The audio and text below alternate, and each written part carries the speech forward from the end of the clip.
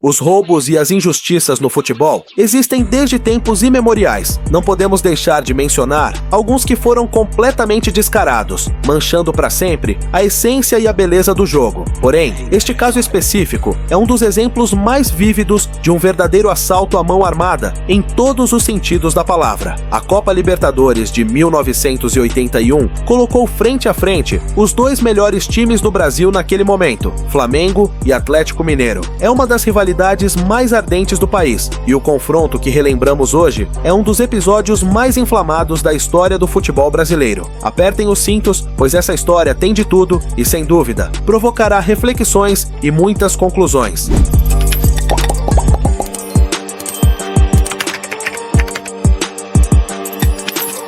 Antes de mergulharmos nos detalhes do que ocorreu naquela partida de Libertadores, é essencial entender que Atlético Mineiro e Flamengo sustentam uma das rivalidades mais ferozes do futebol brasileiro. São mais de 4 décadas em que atleticanos e flamenguistas se enfrentam em jogos de tensão máxima e altíssimo nível. Tudo começou em 1980, quando Atlético Mineiro e Flamengo se encontraram na decisão do Campeonato Brasileiro. O primeiro duelo foi no Mineirão, então Casa do Galo, e o segundo no mítico Maracanã. Para o infortúnio do Atlético, aquela final terminou com a vitória do Flamengo, mas foi ali que começaram a surgir as primeiras sombras de um dos episódios mais controversos da história da Libertadores e do futebol no país. A Copa Libertadores de 1981 foi, sem dúvida, um divisor de águas tanto para o Galo quanto para o Flamengo. Naqueles anos, ambos os times eram consagrados entre os melhores do futebol nacional, com jogadores de imenso talento. Pelo Atlético, destacava-se o Rei Reinaldo, e pelo Flamengo, o icônico Zico. Como se o destino quisesse intensificar a rivalidade, os dois times foram colocados no mesmo grupo. Ninguém imaginava que aquela fase de grupos entraria para os anais do futebol sul-americano.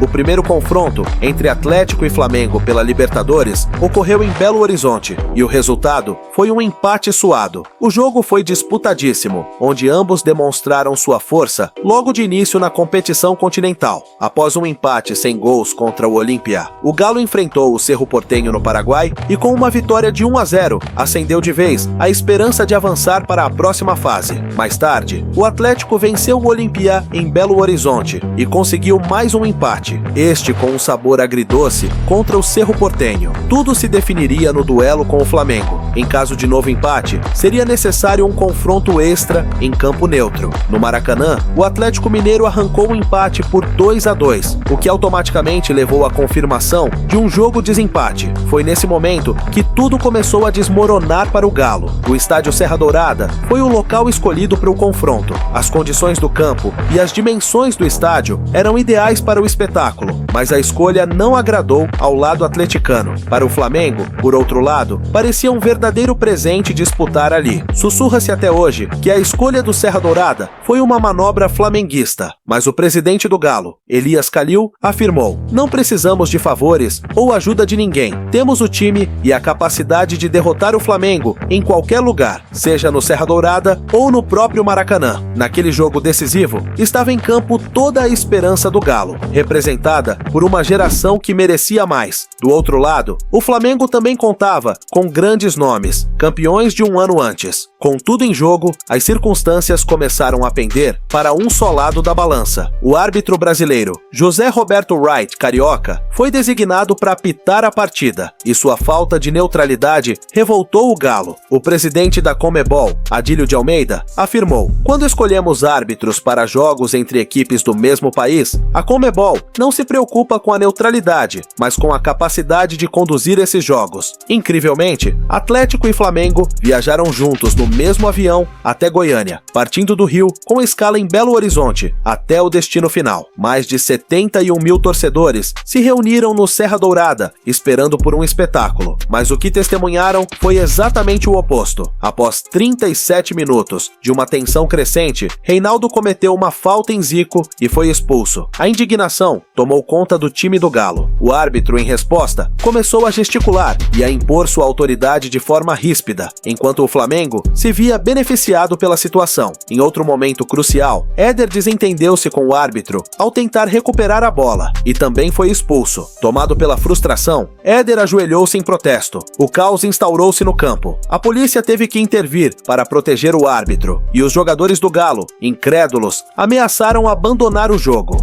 Em meio à confusão, mais 2 jogadores do Atlético, Chicão e Palhinha, foram expulsos, deixando o Galo com apenas 7 homens. A paciência dos torcedores chegou ao limite e a partida ficou paralisada por mais de 20 minutos. Inexplicavelmente, o árbitro decidiu continuar o jogo, mas o destino já estava praticamente selado para o Galo, que teve seu time dilacerado em campo. A Libertadores se despedia do Atlético Mineiro, não por falta de competência, mas pela sucessão de expulsões que decidiram o desfecho da partida.